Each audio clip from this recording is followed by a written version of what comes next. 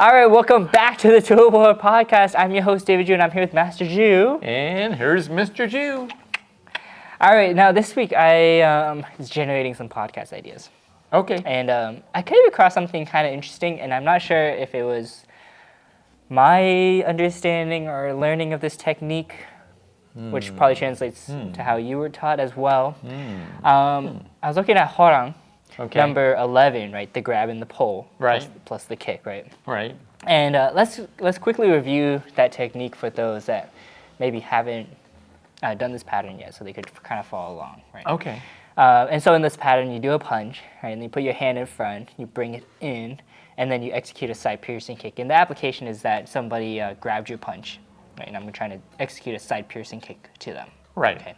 Now, from my understanding, the hand was supposed to be in the front of the fist to make it look good, make it look aesthetic, right? Yeah, looks nice. But the application of it, from what my understanding was that we would put the hand on top of the opponent's hand to prevent them from getting away, right, so that it could execute the side piercing kick. Right. Now, I was looking at the encyclopedia, but I noticed when they were doing the application photos that the hand was still in front of the fist, not on top. Now, is that something that has changed? Or let's talk about reasons of why and reasons why not. You know, that's a good eye. That's a good eye. I don't know. I mean, when we talk about that particular pattern, I think a lot of discussion is the footwork, where the back heel, is it up or down? And obviously in the encyclopedia, it shows the heel up, and then there's discussion that the foot should be down. And why? I mean, well, that's a different discussion, really. Let's talk about the hands. But they'll talk about that. But maybe people teach it differently.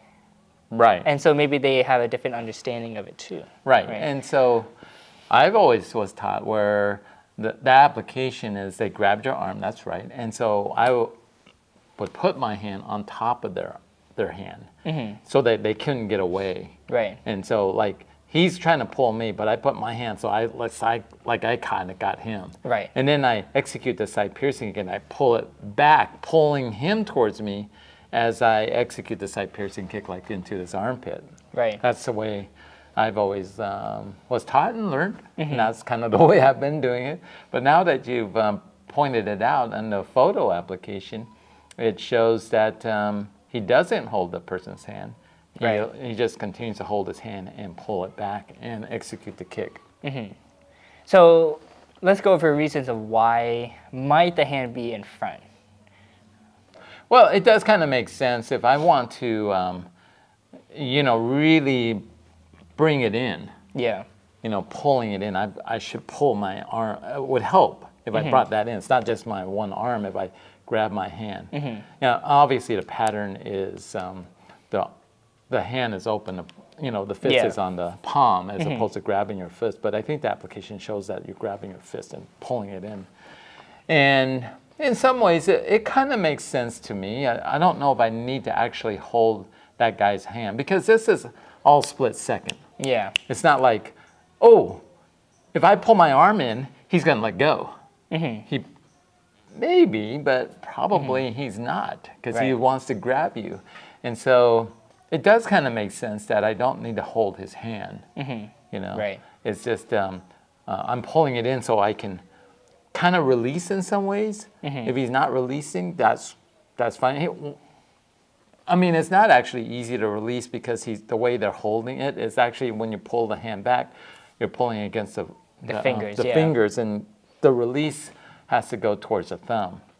Right. And so he probably wouldn't release anyway. He's just trying to control you, right? And so, yeah, it kind of makes sense that I don't necessarily need to grab the person's hand.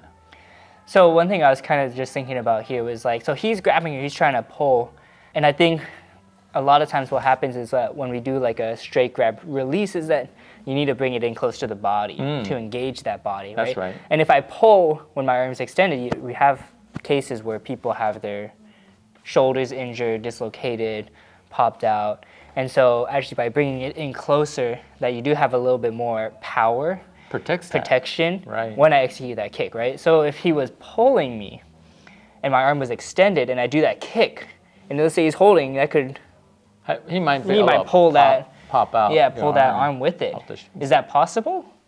Well, yes, it is possible. I mean, we see that in today when people are not trained and they're grabbed by the arm, and so what ends up happening is they're struggling and they're trying to get away, and they're trying to run away as opposed to going after them, and the other guy's trying to pull them in, and that's where maybe you could. You see that injury actually. Yeah. People that go to the hospital afterwards, they see that there's a dislocated shoulder. The arm's been popped out, whatever. Yeah. And so you see that, and that's not even taekwondo. That's just self-defense. That's just self-defense, Self-defense. right? And so there's lots to be learned here. But it is the instructor to kind of teach why we do that, right? And your point is very well taken. You move forward, and that helps protect that shoulder from getting dislocated or popped out. And then you execute the technique. You don't think they would let go fast enough if I start moving? No, I don't think so, because someone's grabbing your arm, they're trying to take you. Is what they're trying to do, right? Either take you down or take you somewhere. They're not thinking, oh, he's moving forward, I should let go. Right. Well, then they still get that nice sidekick, I guess. It'll go through anyways, whether they let go or not. I think if I was grabbing someone's moving, I think I'd just let go. Now that I know that. Now that let go and back away. Maybe, hopefully they're not stupid enough to do that 2 times in a row.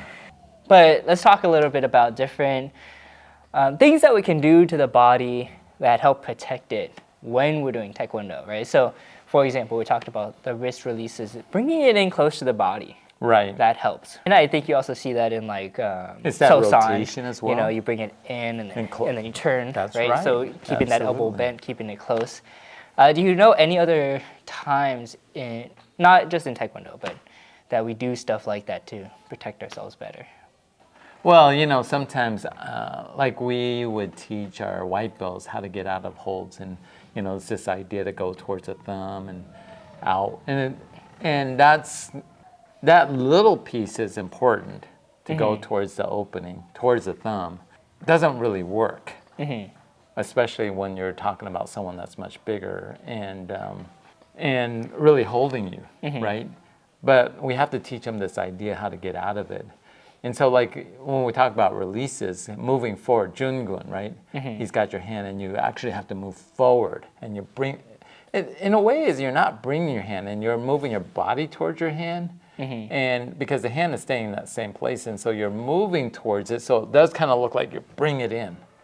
I mean, you are bringing it in, but your body's moving in because you switch from an L stance to from the walking stance. No. L stance to the walking stance. And that, again, just protects the joints. It protects the joints. I think there's a video of President Che kind of talking a little bit about that.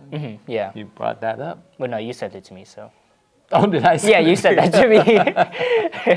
But he does talk a lot about the joints, protection of it, and bringing it in. Right. And so it makes a lot of sense. I mean, when your arm is out, it's more vulnerable. I mean, and you actually get more power when you bring it in close to your body. It's kind of like screwing a light bulb. When you're reaching up and trying to screw a light bulb really high, and you're on your tippy toes, and your arms are getting so tired and so hard. Yeah. If you could just get a ladder and you get up there and your hand's so much closer, true. it's so much easier. Yeah, it is a lot easier. It's a lot more power. You can do that. That's true. That's a good Just analogy. torquing anything you talk about, like changing a tire, you wouldn't do it with the arm straight. Right. Because you can't get that leverage. You want to get that whole body behind it. And so you get closer to it and you can get that body into it. And so techniques that are in closer, you'll definitely have more, I think you'll have a little bit more body control, a little bit more power in that way. But then when you're striking something, that's different too, right? Yeah. Because you want full extension so that it locks out the arm. But the blocks are not necessarily that way. The arms are slightly bent, right? But that ensures that you're able to block it if your arm is straight. Right. You can't block anything. But those type of techniques also protects the joints. Oh, yes. If you think about it, because if it's too extended and you're blocking you and you hit the elbow, as opposed to out of form, that could not feel good.